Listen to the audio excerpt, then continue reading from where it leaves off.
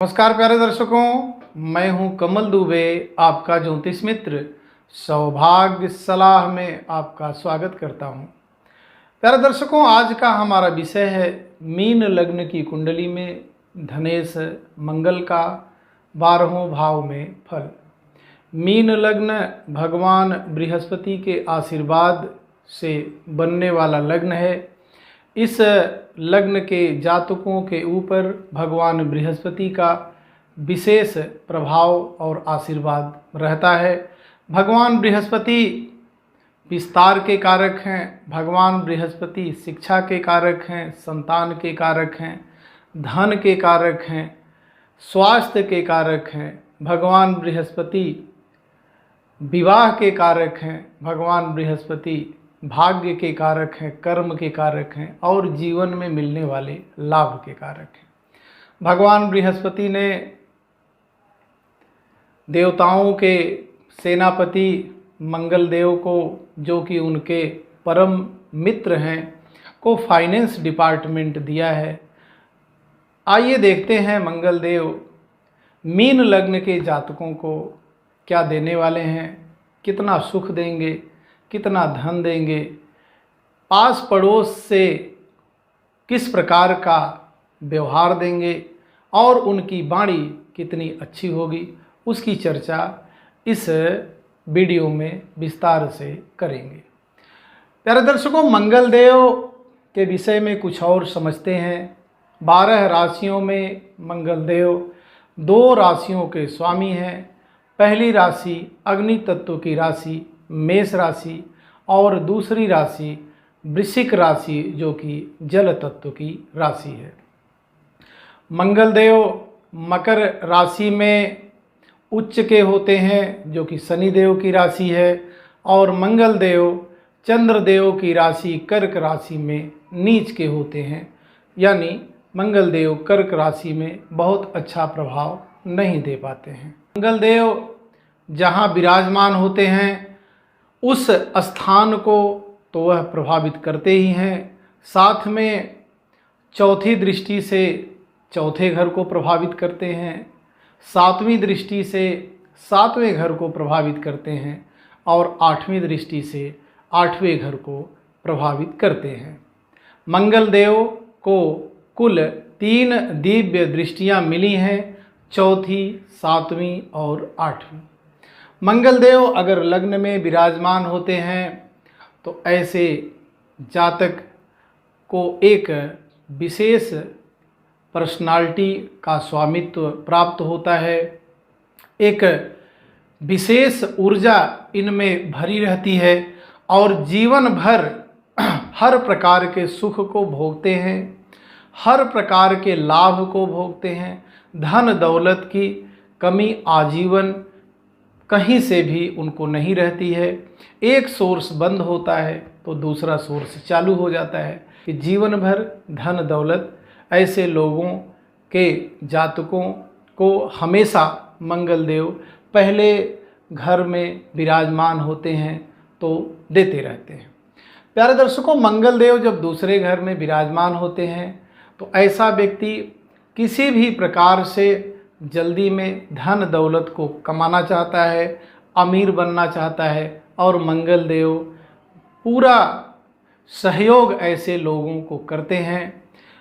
जैसे जैसे उसका समय बीतता जाता है, उम्र बढ़ती जाती है, ऐसा व्यक्ति धन दौलत के माध्यम से चर्चा का एक विषय बना रहता है। प्यारे दर्शकों, मंगल देव जब तीसरे घर में शुक्र के राशि में आकर के विराजमान होते हैं तो व्यक्ति जीवन में पराक्रम के माध्यम से, परिश्रम के माध्यम से धन दौलत को कमाना चाहता है और परिश्रम खूब करता है। उस परिश्रम के अनुरूप वह धन दौलत को भी कमाता है और संसार के सभी सुखों को वह भोगता है। उसके पास सुंदर गाड़ी, सुंदर मकान, सुंदर वस्त्र, भोजन में अच्छे भोजन का वह शौकीन होता है। आजीवन हर प्रकार के लाभ को मंगल देव तीसरे घर में शुक्र की राशि वृषभ राशि में उपस्थित होकर के दे जाते हैं।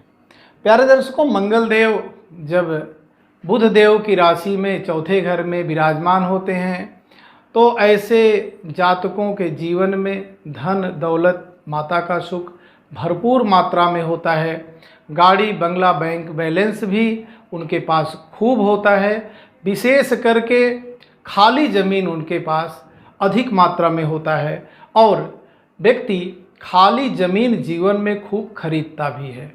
मंगलदेव चौथे घर में विराजमान होकर के भी जातक को हर प्रकार से सुखी संपन्न समृद्ध और एक समझदार नीतिवान गुणवान स्त्री सुख भी मंगलदेव यहाँ पर दे जाते हैं।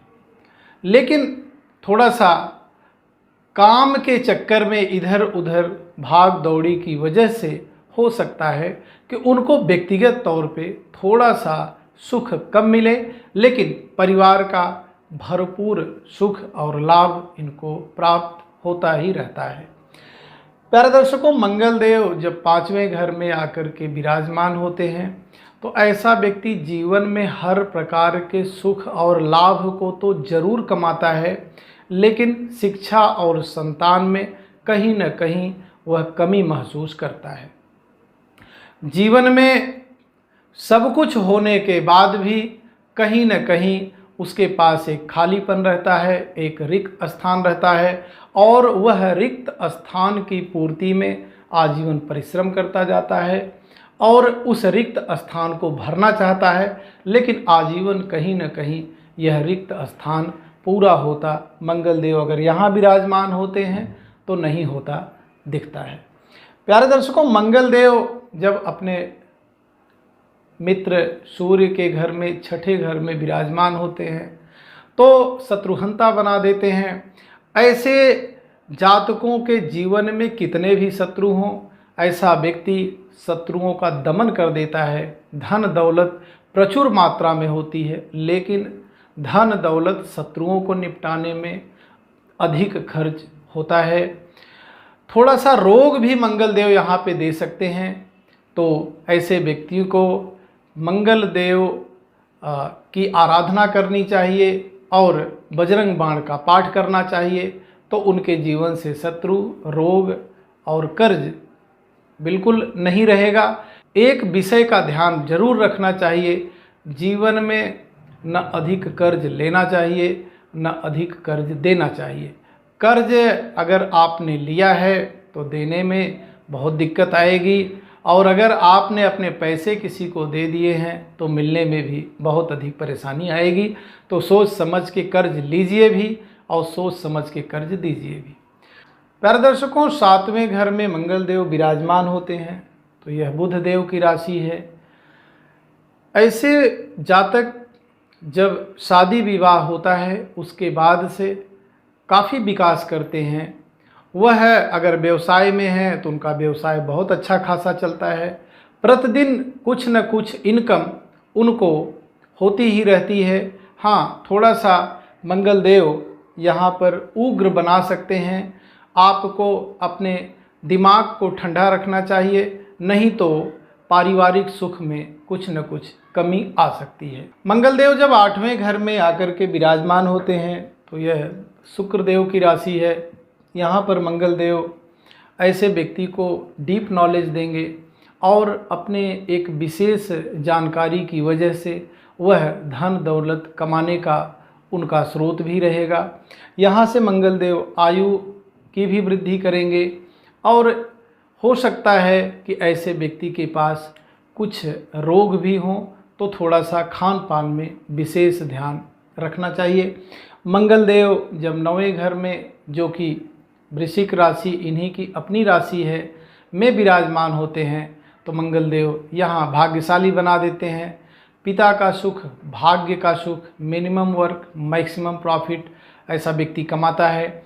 जीवन भर आय के स्रोत बने रहते हैं। कहीं न कहीं से कई सारे स्रोत के माध्यम से जीवन में धन दौलत सुख समृद्धि, गाड़ी बंगला, स्त्री का सुख, पुत्र पौत्र का सुख, कर्म का सुख और समाज में एक सम्मान का सुख भी ऐसा व्यक्ति भोगता है। प्यारे दर्शकों, मंगलदेव जब बृहस्पति देव की राशि धनु राशि में आकर के 10वें घर में विराजमान होते हैं। ऐसा व्यक्ति कर्मठशील होता है। कर्म के माध्यम से, पिता के द्वारा किए गए कर्मों के लाभ के माध्यम से, अपने जीवन में किए गए व्यवसाय के माध्यम से, या अगर वह नौकरी में है तो नौकरी के माध्यम से अच्छा खासा धन दौलत कमाता है और उस धन दौलत का भोग वह बड़ी गाड़ी, बड़ा बंगला, अपने परिवार के सुख, अपने कुटुंबियों के सुख के रूप में भोगता है। प्यारे दर्शकों, मंगल देव जब 11वें घर में, जो कि मंगल देव की उच्च राशि है, में आकर के विराजमान होते हैं तो व्यक्ति जीवन के सभी लाभ को कमाता है।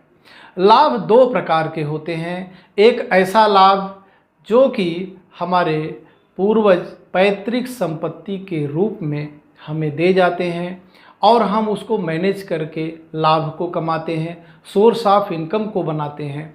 एक दूसरा लाभ होता है जो कि हम यहाँ से देखते हैं 11वें घर से। तो ऐसा व्यक्ति जब मंगल देव यहाँ 11वें घर में विराजमान होते हैं तो जीवन में अपने माध्यम से धन दौलत को कमाता है, कई सारे धन दौलत के सोर्स को बनाता है और हर सोर्स से लाभ कमाता है। थोड़ा सा शिक्षा में कमी हो सकती है। प्यारे दर्शकों, मंगल देव जब 12वें घर में आकर के विराजमान होते हैं तो ऐसे व्यक्ति के खर्चे बहुत होते हैं। आजीवन वह खर्च से परेशान रहता है। इनकम के स्रोत कम होते हैं, खर्च के स्रोत उसके ज़्यादा होते हैं। उस पे भी अगर उसमें क्रोध है तो जेल यात्रा तक जाने की नौबत आ सकती है। यहाँ पर मंगल देव ऐसे जातकों को अच्छा परिणाम नहीं देने वाले हैं, इसलिए आपको थोड़ी सी सावधानी बरतनी चाहिए, मंगल देव की आराधना करनी चाहिए और विशेषतः भगवान विष्णु की आराधना करके आप मंगल देव के दुष्प्रभाव से मुक्ति पा सकते हैं।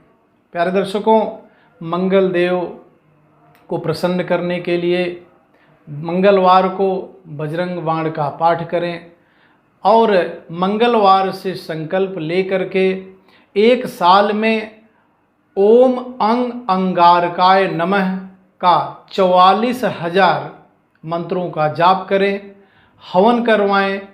उससे मंगल देव की जो शक्ति है वह बढ़ेगी और धन दौलत, सुख, समृद्धि, ऐश्वर्य की वृद्धि आपके जीवन में होगी।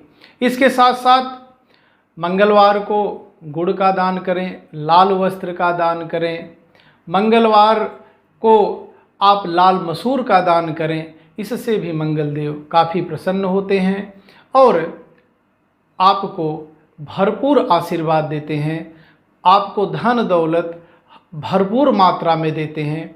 इस प्रकार से मीन लग्न की कुंडली में धनेश मंगल का फल हमने आपको बताया। प्यारे दर्शकों, फिर एक महत्वपूर्ण वीडियो लेकर के आपके बीच में उपस्थित होंगे। आप सभी दर्शकों का बहुत बहुत धन्यवाद।